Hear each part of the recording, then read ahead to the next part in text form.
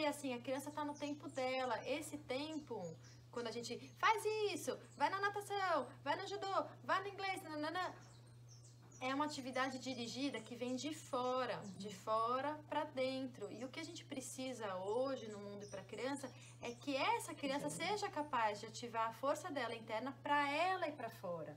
Então, se eu fico dirigindo demais essas atividades, eu tô tirando... tá silenciando essa voz Exatamente. interna, E aí o pessoal fala, puxa, mas essa criança é muito agressiva.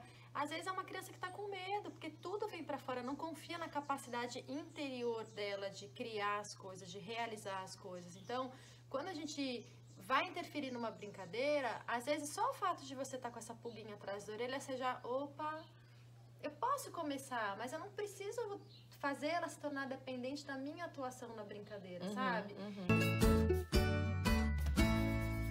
Oi, pessoal, tudo bom? Bem-vindos a mais uma edição do Bate-Papos, essa edição super especial que a gente tem a Ju Ashkar com a gente.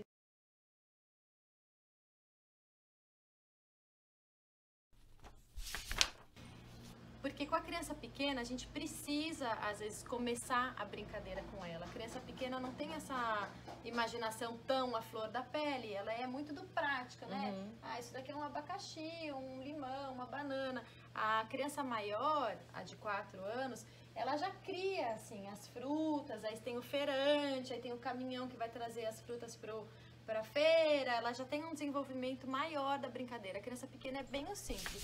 Como é que tu faz, Ju, pra fazer essa condução sem ser um guia, assim? Porque pra mim o limiar é muito tênue do dar o espaço pra criança ter o processo imaginativo, mas ao mesmo tempo ajudá-la a começar. Então, Paty, eu gosto de falar que é importante cada um ter o seu termômetro interno, sabe? Que quer dizer o que, assim, você vai ficar atenta à medida disso, sabe? Assim, por exemplo, caminhada, você pode falar, olha que legal, uma sementinha, pode se virar um barquinho na hora do banho, ou como eu falei, fazer o bolo, né? É um começo de brincadeira e tá tudo bem. A questão é só quando a criança fica dependente dessa atuação do adulto. E eu vejo isso na minha filha, assim, porque às vezes eu dou pra ela, eu pego o giz, aquele e o papel, né? E aí eu fico ali, a gente fica ali desenhando, eu pego um pra mim, um pra ela, e ela fica fazendo, ela super se diverte. Eu fico ali numa agonia de saber, tipo, será quando a brincadeira não engrena, assim, naturalmente.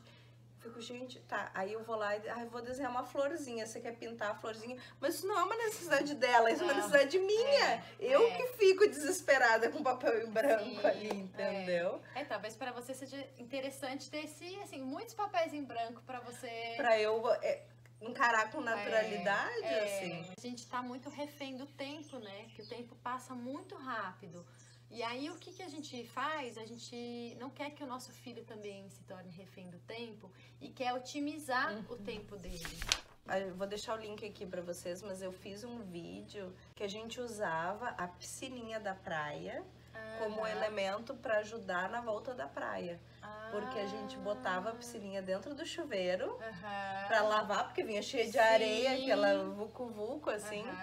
E aí a Rê ficava lá horas e horas lavando aquilo, e ali ficava mergulhada, e era como se aquilo fosse o ritual de sair da praia. Então ela não estava só saindo da praia, eu estava indo, né, levando a piscina, porque com essa sensação de continuidade, né? Tipo... Isso, Paty, boa, bem lembrado, porque tem uma coisa bem importante que a Paty está falando, que é a transição entre uma atividade e outra, né? Que é essa passagem que você falou. E ela é muito importante de acontecer, principalmente com as crianças. Pra gente também já é, né? Assim, de criar um processo para as coisas acontecerem. Não assim, deu, acabou, vamos embora, né? E aí já pega a criança e já puxa rápido. Então, de ter esse respeito pelo tempo da criança. Então, isso que a Paty falou é brilhante, assim, tá bom, a gente vai sair da praia, mas tem uma brincadeira em casa que pode ser gostosa também, né? E aí, como fazer essa transição. E uma outra coisa que é bem importante de tocar, Paty, é o que a gente, quanto adulto, faz na frente da criança, né? Isso é bem importante, porque quais são os exemplos que a gente dá para a criança hoje em dia que são dignos de ser imitados? Então, por exemplo, criança tá em casa ou tá na escola e tem o jardineiro, ou tem a merendeira, né? Eles admiram essas pessoas, porque o trabalho delas é um trabalho concreto. Ele tem no final, ele tem uma consequência, o lanche que tá pronto, a grama que foi cortada. E a gente, hoje em dia, tá muito... Os nossos trabalhos são muito tecnológicos, né? Computador, celular. É muito abstrato. É muito abstrato, eles não veem o resultado. Então, o que a gente é legal para fazer com a criança é de, às vezes, ajudar nas pequenas tarefas da casa. Mesmo. Poder cantar uma música quando vai passar uma vassoura. Tem música para fazer isso. Poder fazer um bolo à tarde. Ou poder lavar uma louça também cantando uma música, porque a criança pode ajudar a fazer isso. Isso é muito importante, porque isso é uma consequência, sabe? Tem uma ação e depois tem uma consequência. E se conclui o processo. A criança não tem que ficar brincando o dia inteiro. Porque aquilo pra ela é uma brincadeira, né? Então, assim, por que não passar um paninho na mesa depois do café da manhã? Pode ser bom. Isso pode ser uma brincadeira pra ela, né? Então, Paty, isso da criança ser participativa em casa é muito importante também, né? Então, como a gente convida a criança a participar e também se a gente faz com prazer, porque se a gente não faz com prazer, nem vale a pena, né? Tem bastante coisa que dá para mergulhar nisso, bastante música que ajudam a criança a colaborar na rotina da casa com prazer, né? Porque eu tenho visto algumas coisas de criação, assim, disciplina positiva, a comunicação não violenta, que é tu não abordar pelo medo, né? Não, faz isso porque tu tem que fazer, porque agora é a hora de fazer, que são as coisas mais abruptas. Mas é assim, agora a gente precisa lavar a louça porque a louça tá suja. Sim. Aí tu conduz o negócio para que ela se sinta um membro do membro do time, né? Isso, exatamente. Acho que, exatamente, Paty, acho que isso é bem importante, né? Do que a criança chegar e tá tudo pronto, né? Não acontece, assim, até porque tem faixas etárias, assim, que as coisas acontecem, né? Isso é bem importante quando a gente estuda, né, disciplina positiva, comunicação não violenta, porque também a gente precisa olhar para qual é a faixa etária que a criança tá, porque às vezes não é uma idade ainda de diálogo, né? De você gosta disso, você quer isso, você Nossa, isso sabe. É super importante. Isso é super importante, porque às vezes tem um equívoco nessa é um pouquinho delicado isso que eu vou falar.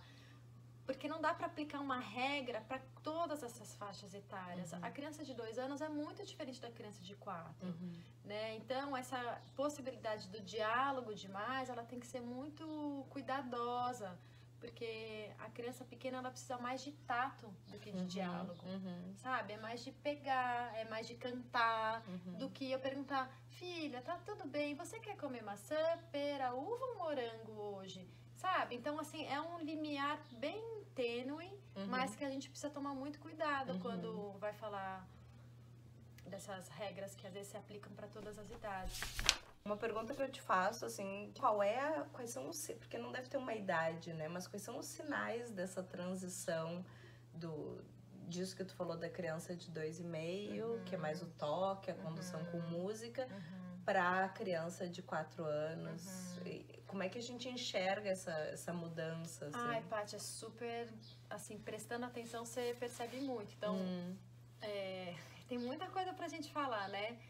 Mas a criança, conforme ela vai adquirindo a linguagem, então, primeiro ela aprende a falar e ela fala substantivos. Ah, uau, mamã, papá, nananana. Depois ela começa a criar algumas frases.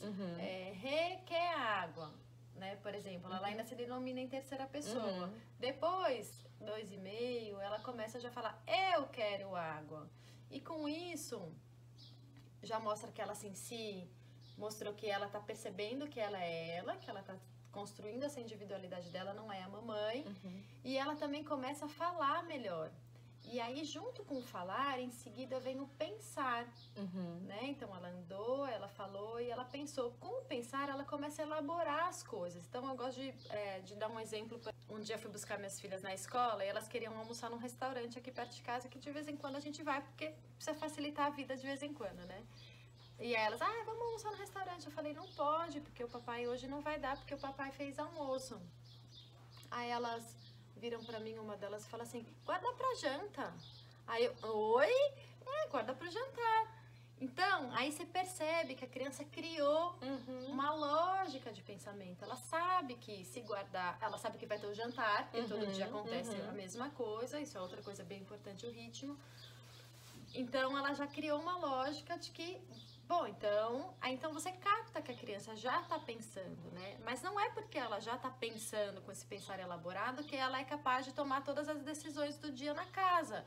Não é isso, porque o papel do adulto é esse, é guiar a criança pelo caminho. Senão ela fica assim, mas quem que é o adulto aqui? Sou eu ou é você, né? É muita responsabilidade para uma criança pequena. Ela tem que ser protegida de ter que tomar essas decisões, porque ela vai ter que tomar pro resto da vida dela, né? Exatamente. E a gente precisa manter a criança no lugar da criança. Então esse é um pouquinho o cuidado que eu acho que a gente tem que ter quando aplica uma teoria assim de calma, tem um adulto. E tem uma outra autora que eu gosto muito, que chama Hannah Arendt, que não sei quem conhece, é uma filósofa. Ela fala assim que quando a gente tem um filho, quando a gente educa uma criança, a gente está educando não só para ela, mas para um mundo que já existe. Então é uma responsabilidade dupla, assim, é uma educação para ela que vai crescer, mas também um cuidado com o mundo que já existe. Então eu não posso deixar fazer tudo o que quer o tempo todo. Não posso ficar perguntando o tempo todo, porque tem uma outra responsabilidade aqui, né? Então, tem que sempre ficar assim com aquela frasezinha na cabeça. Mas quem que é o adulto dessa relação? Sou eu. Mas não é por isso que eu não vou deixar fazer as coisas, não vou perguntar. Não é isso. A questão é aquele termômetro interno que a gente falou, né, Paty? Bom, será que isso cabe a ela decidir ou cabe a mim?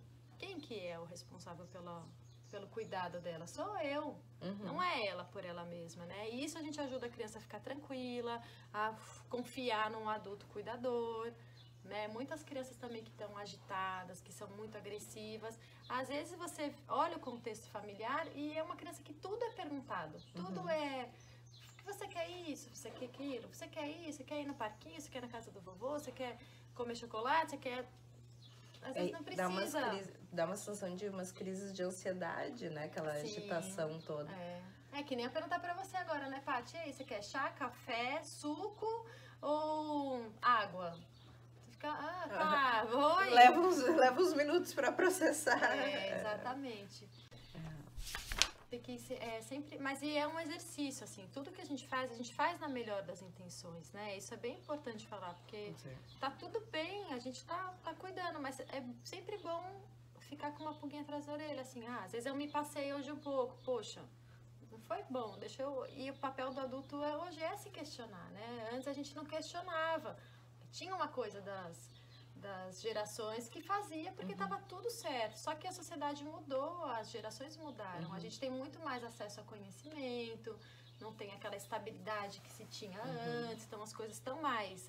E assim, tudo dentro das possibilidades de cada um. Eu sei bastante dessas coisas, mas nem sempre eu consigo fazer aqui em casa. É um desafio, porque a gente está envolvido com um monte de coisa, né? Com trabalho, com louça pra lavar, com casa suja, com uma puxando o cabelo da outra. Aquele mundo. Mantendo a integridade física das crianças. Então a gente tenta, mas o legal, e eu acho isso bem bonito, Paty, que criança, e principalmente os nossos filhos, veem o esforço que a gente está fazendo para ser melhor. Mais do que a gente como produto final. Mais do que, minha mãe é calma, minha mãe... Não é isso, mas assim, do como eu me trabalho para cada dia ser um pouquinho melhor. Isso para eles é tudo. Independente do que a gente esteja sendo, mas assim, esse esforço de melhorar, essa autoeducação é o mais valioso para eles. Ai, que lindo, Ju.